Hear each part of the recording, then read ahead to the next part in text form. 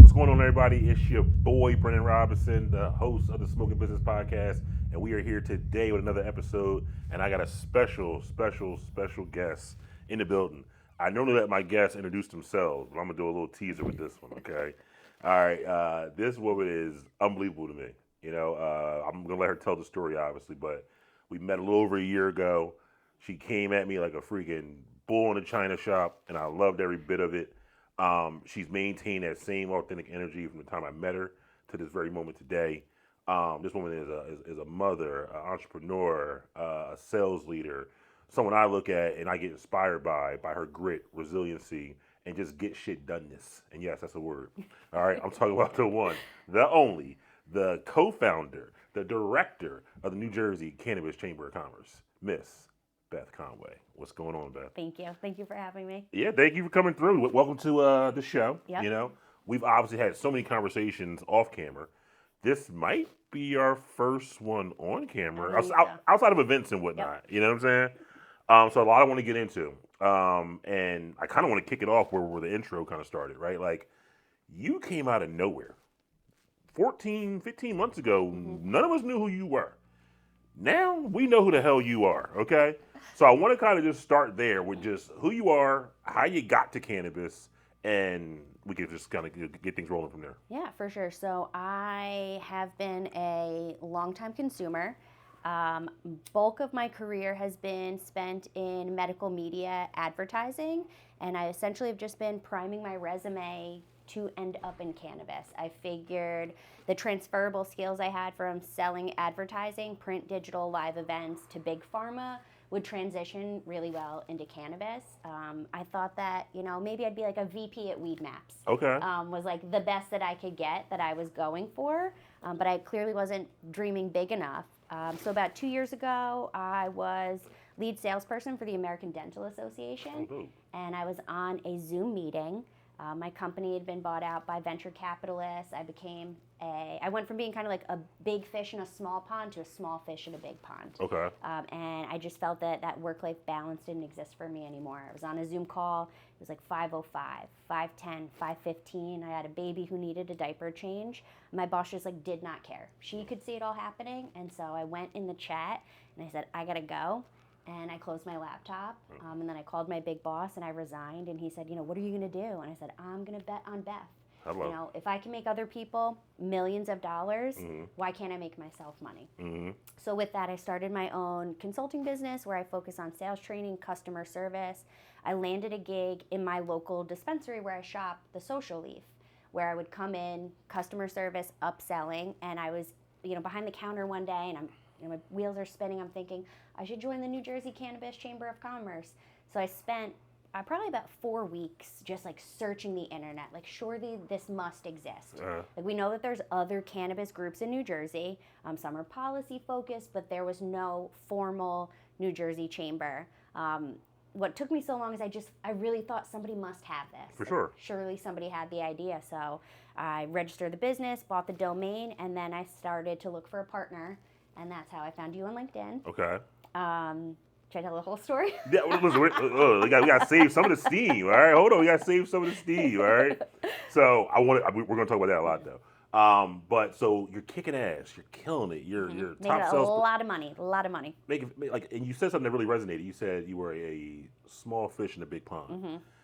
That's key when we think about business, guys. We think about purpose and wanting to make an impact. You saw that even at the peak of your success and jumped out of it without even really having necessarily a plan going forward. Like, talk me through that moment.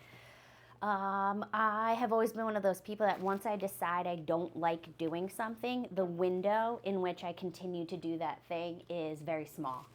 So I got the idea and I just did some quick math and I thought, okay, I got a decent amount of money in my 401k. I've got these kids' college funds, and really it was my mom. I'm a single mom. I've got 2 little girls, and I said to my mom, I said, I don't think I'm going to go work for somebody else. I think I'm going to start my own business. And my mom was like, I believe in you. A little more background to help. My mom really believes in me so much. A few years ago decided I was going to have my baby at home, and my mom thought I was crazy. But then she leaned into it, and she's like, if you can do that, You know, when I was younger, I wanted to work on cruise ships. She thought I was crazy, but supported me. Yeah. You know, and I did that. So when my mom was like, you could do it, I was like, okay, Yeah. I could do it. Listen, I mean, shout out to moms. You know what I mean? You talk about betting on yourself. Mm-hmm. You know, that kind of leads me to how we meet each other. You know, you catch me at a time where I'm busy as hell. You know what I mean? Like I'm about a year. Right before NECAN last year. Right before NECAN, Mud Brothers 1 year anniversary just passed. I got 1,000 things going on.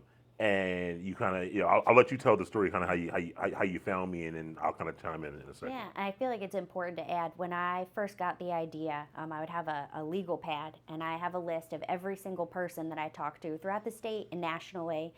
And I found Brendan's LinkedIn profile. I'd been creeping on him for a while, and I would kind of have these side conversations with people, and I would say, hey, you know, I'm considering Brendan Robinson. Like, he hasn't said yes, like, but what do you think? And there was not one person that said, oh, you should consider someone else. At one point, someone said, well, it should be you. And I was like, no, I don't want it to be me. So I booked, ready, you have that request? Yeah. Request. So I requested Brendan's services. I paid $50 to book an appointment that he canceled. And then I was like, well, no, like, we have to talk. So then I booked another meeting. We had our first meeting. I told you what I wanted to do. And your response, I don't know if you're like, well, obviously it should be me, but I'm not going to do it. And my thought process was like, obviously it's you. I will just keep working harder until it's easier for you to say yes. So that was building our first website, having memberships, having, you know, so I just tried to put everything I could in place to make it easier for you to say yes. You know what it was? Thanks for sharing that. And I'll tell you, now that we're here, I'll tell you my thinking on the other side of it. I had been, and not because I had been, I am so jaded when it comes to cannabis partnerships. Everyone has ideas. Everyone has goals, dreams. I want to do this, I want to do that. Very few are willing to work the way I'm willing to work to do it. And I'm also not going to say I'm going to do something unless I'm going to do it. So you came to me like, I want to do this chamber, I want to do this, I want to do that, I want to help people, I want to help get sponsors involved, bring the community. I'm like, that sounds great. You know what I'm saying? It sounds fantastic, but like, I don't have the time to go do all that. So unless you're going to help me really do it, like, you know, I don't really. And I just saw how you were moving, building it up. You know, I saw how you were facing fears, how you were walking into rooms that no one knew who you were. You didn't give a shit. And I've always been of the mindset of like, when it comes to partnerships, working with people, anything, it's attitude. You can learn all the other shit. You know what I'm saying? I can teach cannabis. You know what I'm saying? Like, but it's attitude. And your attitude was just like a never say no. You stood on business. If you told me you're going to do something, no matter what it took. You know, I remember we had some events where I'm like, hey, Beth, we might have to cancel this one because it's not looking too good. And you're like, no, Brendan, I can do it. And I'm like, give me till Thursday. I'm like, I don't know. You know what I'm saying? And man, you know, you answered the call. So it's interesting. We get together. We have a couple brainstorming sessions around this chamber. I mean, yeah, but all virtually, right? We met first at NECAN last year, and you still hadn't said yes yet. I think it was in November where we had, the website was, enough was in place that you officially said yes, and I think it was November where we announced it, and then we still didn't meet in person again until our first event in January. Yep. So think about that, guys. We briefly see each other in NECAN, you know, hi, bye. First meeting. You know, yep. We then have virtual meetings. We're not physically around each other until the Secure the Bag event, which happened January 9th, 2025, our first event. And we show up, it's us, my videographer, JT is there. Was Justin there? Did we have a DJ? We had a DJ, Justin was there, and Brianna was there. We had a banner that was broken. Were we able to get broken banner that our videographer turned into fucking right? Do we got duct tape? Turned into goddamn Tim Allen on Home Improvement and fixed it. So we're working with a shafty banner. We're passing out bags that, you know, were Beth had custom made New Jersey Cannabis Chamber on. Notebooks. We had a newsletter. Like, it was unbelievable, guys. Standing room only. Standing room only. With two people who haven't yet been in the same room together and done something, but just had a belief in one another, right? To the point where a couple people at that event got funding, found their funding partners that night. And immediately we said, if we are able to do this, not even really knowing each other, not even really having a full understanding of each other, and just kind of having a passion for the industry, what if we really dig deep? You know? And then we started just Man, I'll let you tell. I'll let you talk about how it kind of went from there. But like that was such an eye-opening moment for me, Beth, as a person, because it showed me that tribe is tribe, right? Like I used to be of the mindset of like, we had to come from the same place or this, that, and the third. But as I've gotten older and went through different experiences, you realize that like when you find people who are just on your same wavelength, it just works. Yep. And that was the biggest aha moment for me in that regard. And then things just moved very quickly. I think our advantage this year is we're not running the way we were, So we did secure the bag the first week of January, and then right after that we did our Black History Month celebration. And then right after that we did high tea for the and so we even between events only had a few short weeks to get creative, and figure out how we're doing creative and who was doing creative and what that messaging would be, and then the list of challenges that we've had. But I don't want to just walk past that though. I want to kind of, for the viewers who don't know much about the chamber, right? You have the co-founders here, leadership here. I want to kind of talk through each event. Yep. Because I felt as though, to your point, we're running, but we didn't slack. I want people to really understand that. It's not an excuse because you don't have time. I don't give a fuck, right? The job's a job. You know what I'm saying? The job is always the job. There were a lot of midnight emails, a lot of times where I'd be at my computer at 5 a.m. And both of us were just willing to do whatever it took to not just do these events, but do them at a high level. You know what I'm saying? And have people leave really excited, right? When people came to secure the bag, what was something that somebody said? Maybe you know half the people in the room, but you don't know the other half. Yep. And then you got to leave with something. So you got to leave with something physical, new connections, and then at least 3 people that I know of left and have dates to open a dispensary because of someone they met in that room that night. Yep. That's our first event, January 9th, our first event, okay? And to your point, people were giving us feedback, and they're like, I felt so welcomed. Yeah, and a lot of people said that. And there was even 2 people who came in late. So at that point, there was only a place to stand. We were like mid-event. They drove very far. And I saw them. I think I met them once in person. I went up, I welcomed them, got them in there. And at the end, they were like, Beth, we don't usually feel comfortable at these types of events. And we felt so welcome. And I was like, wow, isn't that the kicker? Yeah, because people skip that part. We want to do business. We want to network. We want to be, successful, so on and so forth. But if I'm not comfortable where I'm at, like, you know what I mean? Like we got to be honest with ourselves. So that event goes great. We then come back a month later, do a Black Excellence event to celebrate Black History. We give 50 Black professionals free tickets to this event, free memberships to the chamber. I don't know what 50 times 300 is. It's like 15,000. Whatever the number is, guys, that was free. Okay? Like, that felt great. It felt so great. That felt great. And it was such a cultural event. We had Drew from Boston come in, share her story, give out her book. It was catered by a Black-owned... Dawn from Sleazy Potato. Shout out to Sleazy Potatoes. Oh, man, that food was... So good. You know what I'm talking about?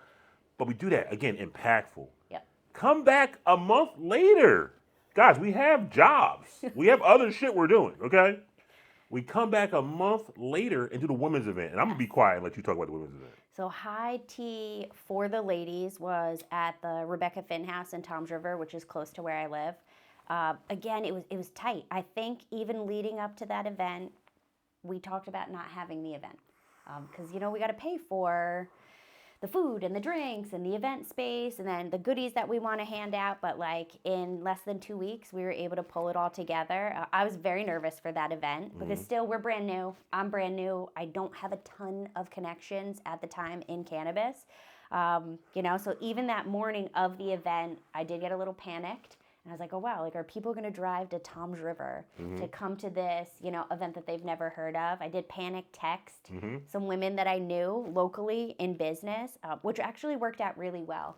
Because at some point, as the room started to fill up, I was thinking, shit, I hope nobody else comes here. It got to a point where you're like, whoa, it's almost too many people. You know there was what I mean? almost too many people. And so that was really exciting. But at some point, you look around the room, and there were women who maybe don't consume quite at the level that everybody else does. Mm-hmm. But we've got one good picture, like a clip of a video where you're handing someone a Mud Brothers gummy, and it's like 11 o'clock in the morning, and I just see someone I know just like pop a whole frozen gummy. And wait, but we see her an hour later, glazed, having the time of her life. And you know who you are. We're not gonna say your name because we love you, but you know who you are. Yeah, same thing. We had one of our sponsors for that event. We did like a headshot station, which in theory was a great idea. For sure. But from an execution standpoint, everybody's eyes were bloodshot. So I remember someone asking me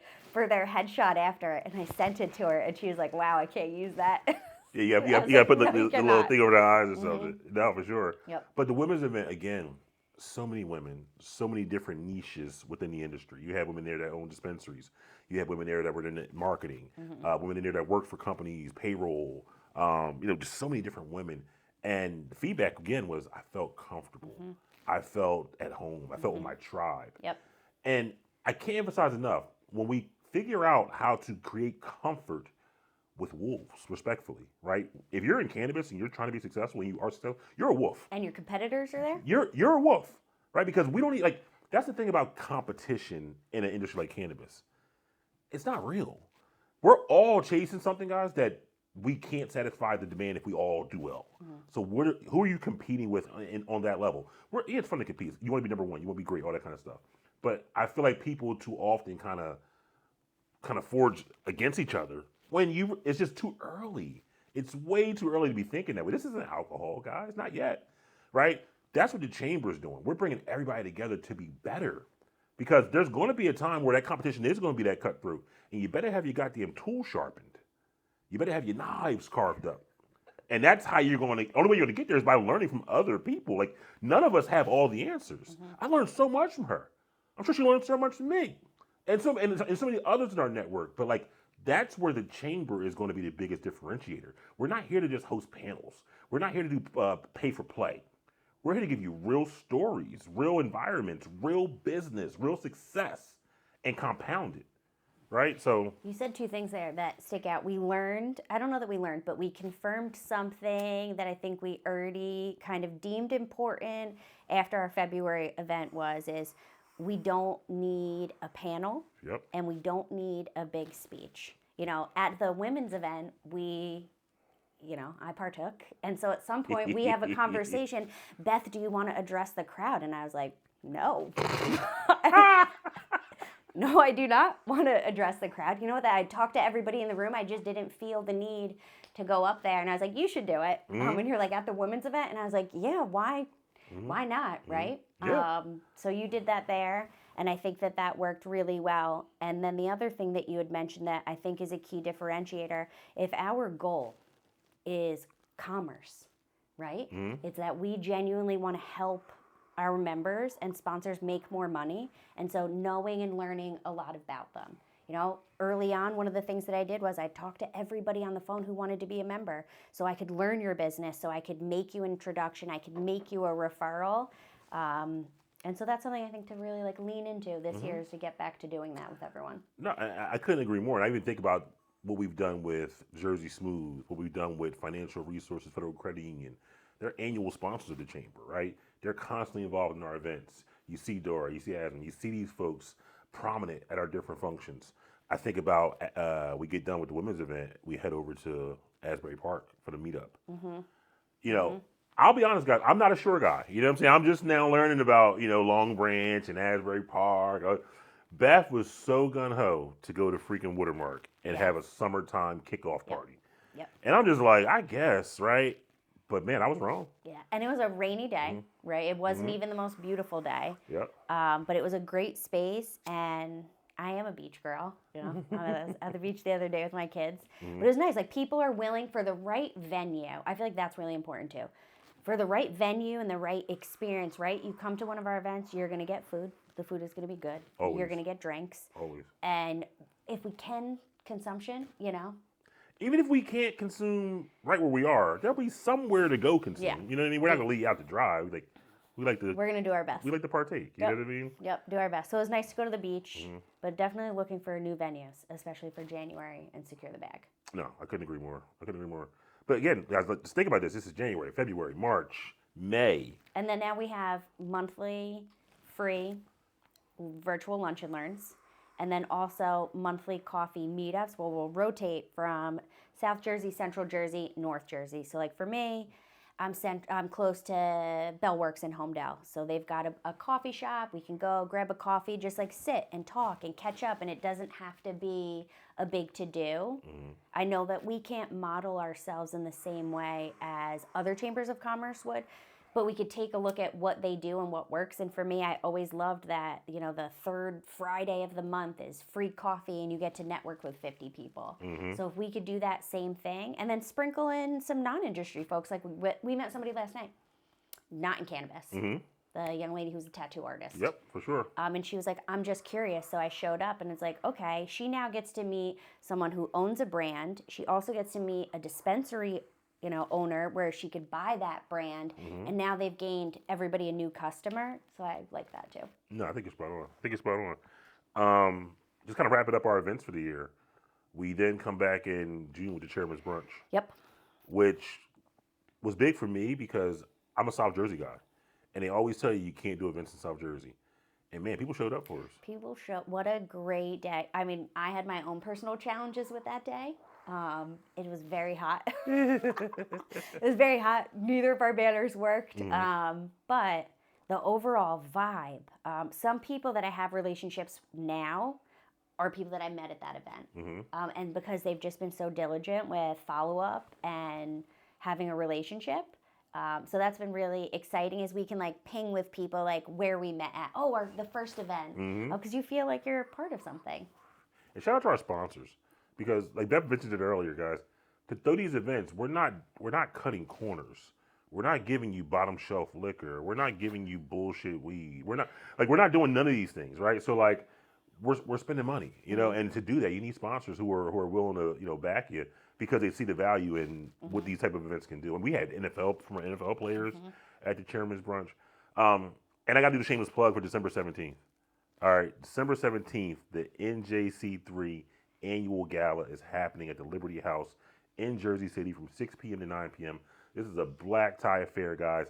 Pull those suits out, pull those tuxes out. Ladies, get those gowns, get those dresses, put your hat on, your heels, Cinderella got a slipper, whatever the hell you got to do, okay? We need everybody in the industry, out the industry. It doesn't matter. We need to all come together. That's what this plant was for. That's what this chamber is for. If you're dead serious about your business in 2026, you got to be at this gala, okay? I mean, we've obviously done a lot with the chamber. I want to go back to just Beth, the person, though. What I've admired about you the most, and I'm not just saying this on camera, your ability to manage your personal life being a single mother, and you're a damn good mother. I mean, you're hands-on. You're saying that because I'm always yelling at my kids in No, the back. no, I'm not. I'm not going to let you do that. No, I'm not. I'm saying that because you're hands-on with your kids. Yeah. You're not kind of doing work over here and your kids no, you are hands-on with them and you manage it. And I, as someone who was raised by a single mother, I know how hard it is to focus mentally on commerce and making money and being the head of your household while still being a loving mother and giving and nurturing your children so that they, you know what I'm saying? You do it very well. And I want you to talk about that because there's other women watching this that are in that predicament.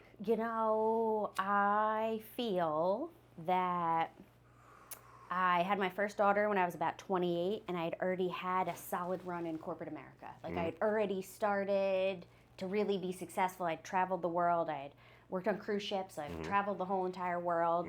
And I just thought that I already got to do so much. So by the time I got to have my kids, I was like, wait, I'm going to have a baby, and then I'm going to leave this baby, and then I'm going to commute an hour, and then I'm going to go to conferences. And I just decided at some point, I was like, absolutely not. I can't have been trained to be a killer salesperson and negotiator, and then you think that I'm never going to advocate for myself with those tools that you've taught me.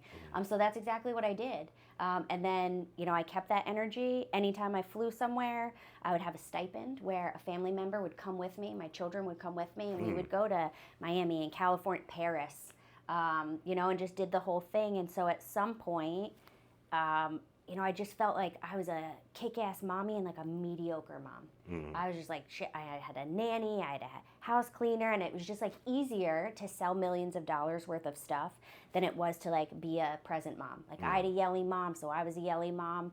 So when I quit my job that day, I was like, my baby needed a diaper change. And you hear a baby, like when you got to change a baby and they're crying, like, and to sit there, and I just was sitting there and I'm looking and I'm on this Zoom call and the pain in my chest thinking I have to sit here and smile for these people instead of turning around for my kid that needed me. And I was like, yeah, no. And so I quit my job. I got a mindfulness mom coach. Okay.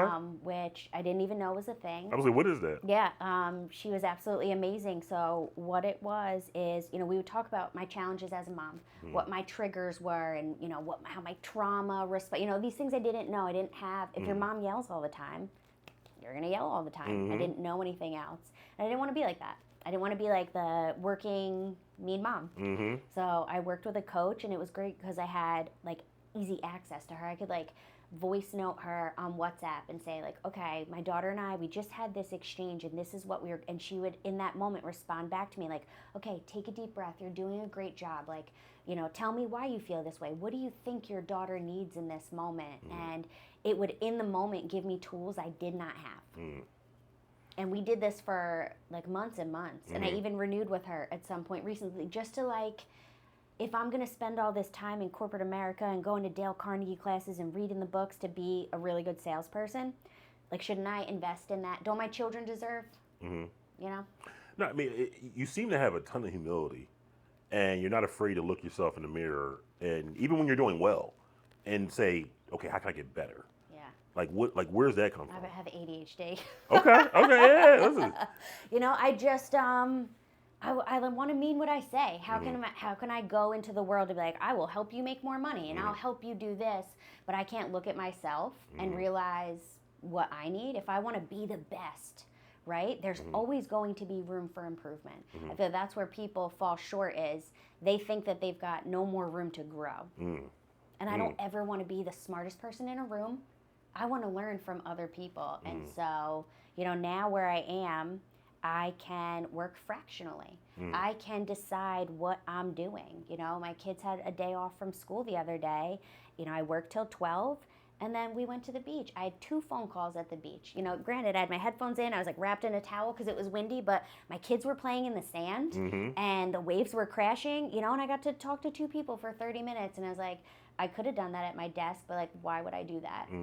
And so now, and I say that a lot to people, like, I prefer an old-fashioned phone call because I can be there with my kids riding their bike or walking home from school, and I'm locked in, and I remember and I take mental notes and I follow up, and I just, for me, they deserve, No, you found your balance.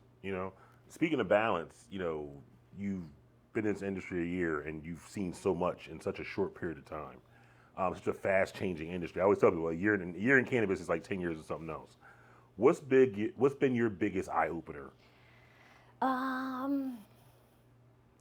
biggest, I don't want to say that some people are jaded, but there have been a lot of maybe things that haven't worked out for folks, and so they have trepidation working with someone new or partnering or mentoring or leading. That was a challenge I found kind of early on. It was well, who are you? What are you doing here? And where did you come from? And you haven't done your dues. And in any previous sales role, when I got a new job at a company, it was fairly easy for me to find the people that I could kind of flock to, that I would learn from, that would mentor me. And those are women that I still stay in touch with. Maybe I haven't worked with them in almost 10 years, but every couple of months or once a year, we have a good lock-in session where we talk about, where we've been. For sure. So that was something that I was surprised, but I found, diligence on my part. If I work hard and I show up and I try and support everyone as best as I can and, lead by example to fill that gap. No, for sure. We talked about your humility earlier. I think you carry that into your position at the chamber as well, where, at least from my perspective, I've seen where you kind of look at the industry as a whole and you find gaps, you find holes, which is why you want to do a chamber to begin with, right? what are some of the biggest gaps you feel right now in the industry the chamber can help to fill? I mean, I would love to get the chamber to a point where we work as an engine for referrals, Okay. right? Where if we go to an event, and I'd say we're there, but there's definitely room for improvement and things that we're already doing to work on that.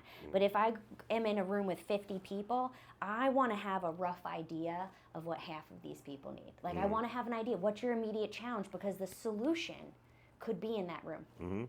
And maybe you might not get the chance to meet them, but if one of us can go to someone and say, hey, I know we had that conversation a few weeks ago.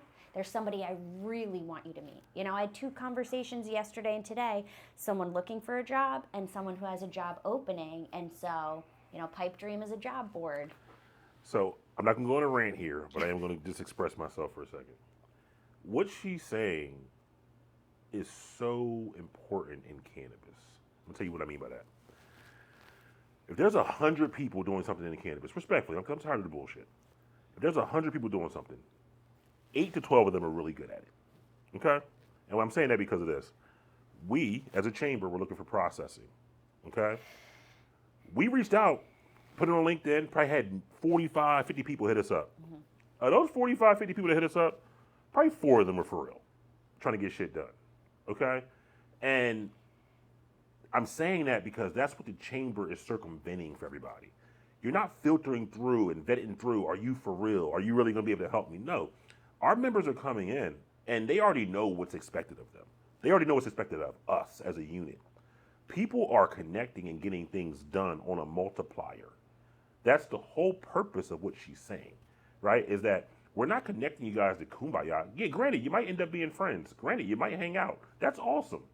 But you're connecting and getting value for your time, value for your wherewithal to even to get out there and network, right? We're not saying we invented networking. No, but I think the other thing we can add too is if there's a solution to a challenge that someone needs, and we could find that business locally, right? A New Jersey-based business. Because at some point, I got a lot of phone calls from some, we're based in California, but we would really love to work with, New Jersey businesses. And I would say, well, like, okay, like, do you have a boots on the ground rep? And they'd be like, well, no, we don't. And it's like.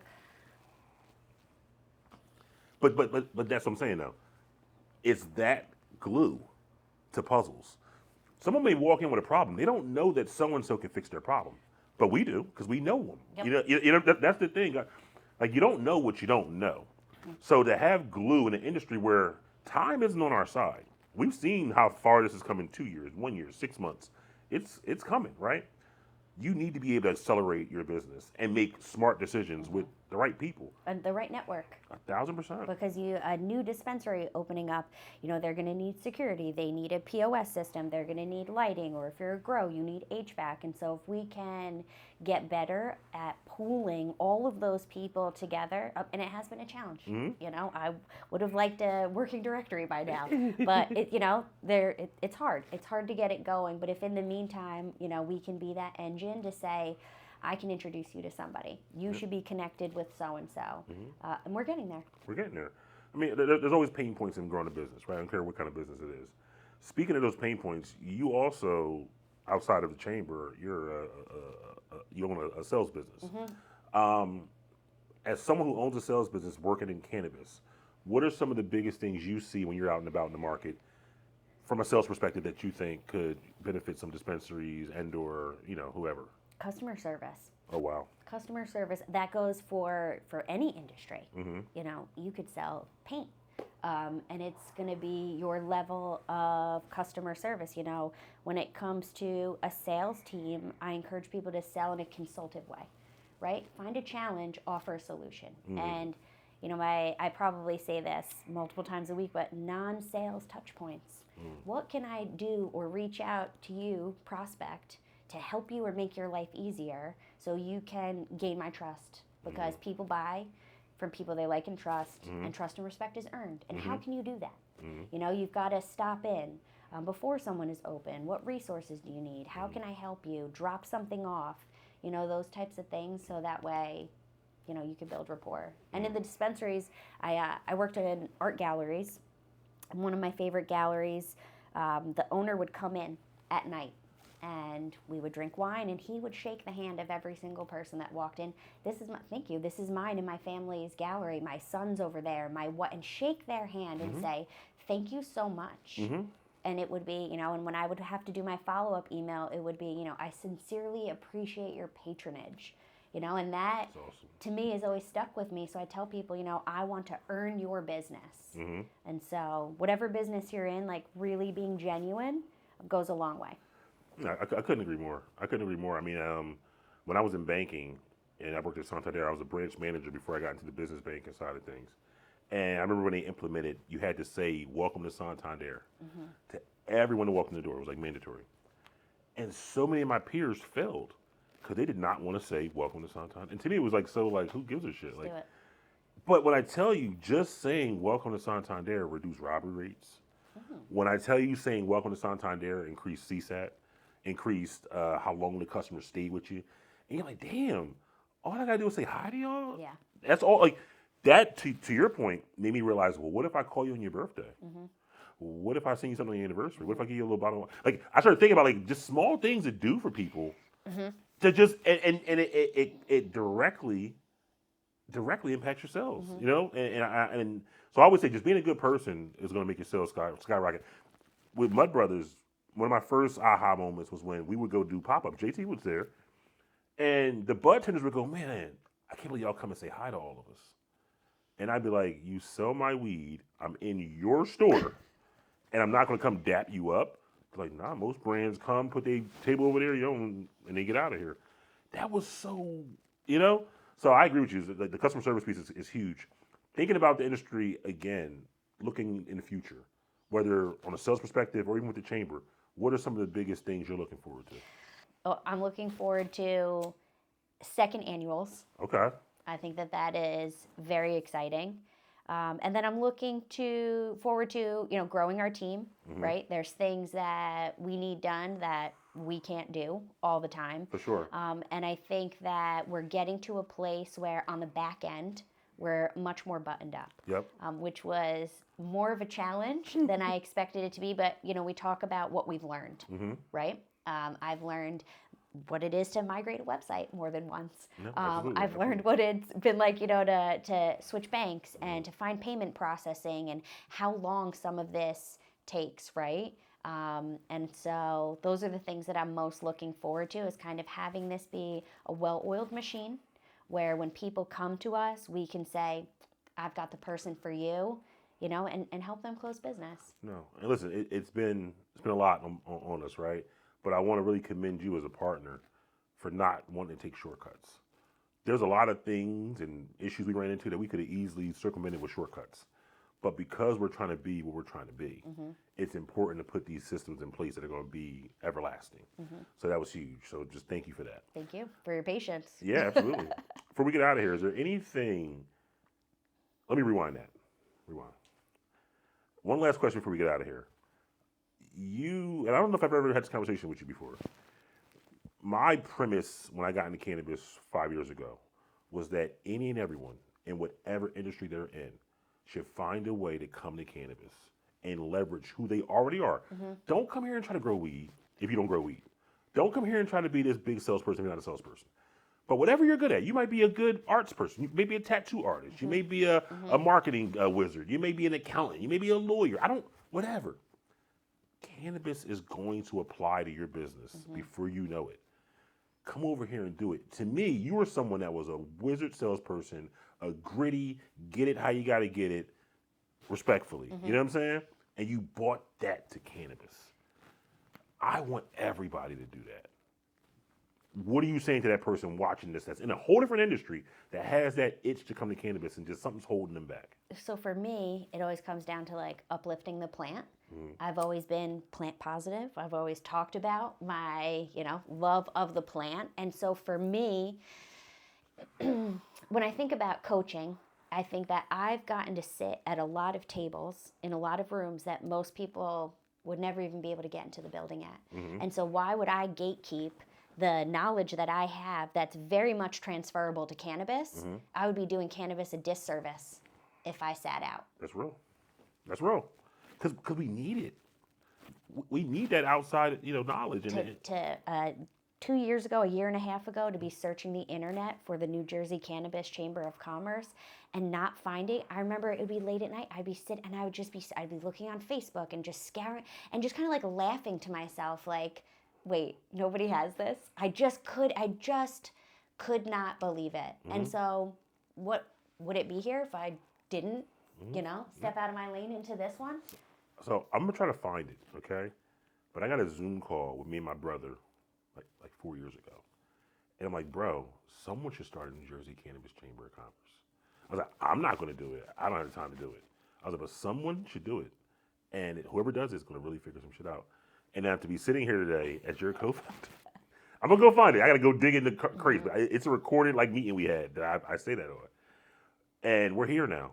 And what I would just kind of, as we end this, and just kind of just giving you your flowers, Beth has given blood, sweat, and tears for this chamber to not only exist, but to exist in the way that it exists. We've had a very successful 2025, guys, with all the obstacles and impediments. When I tell you we're geared up for 2026 with coffee meetups, virtual events, second annuals, new sponsors, join the New Jersey Cannabis Chamber of Commerce, because we're here for you, for us, and we're going to do it. And we're going to do it. Any last words before we get you out of here? No, thank you for having me. This was fun. Where can the people find you? They can find me, I would say I'm most active on LinkedIn. Okay. My Instagram is mostly me and my children. I do have a business Instagram, but I need 3 more of me in order to manage it? Yeah. Got you. Okay. All right, well, listen, we really appreciate you coming through to the Smoking Business Podcast, guys. I, once again, am your host, Brendan Robinson. This was wonderful. Tap in with us. Make sure you like this, subscribe. Make sure you have the notifications on. All right, and until next time, stay muddy. Let's go.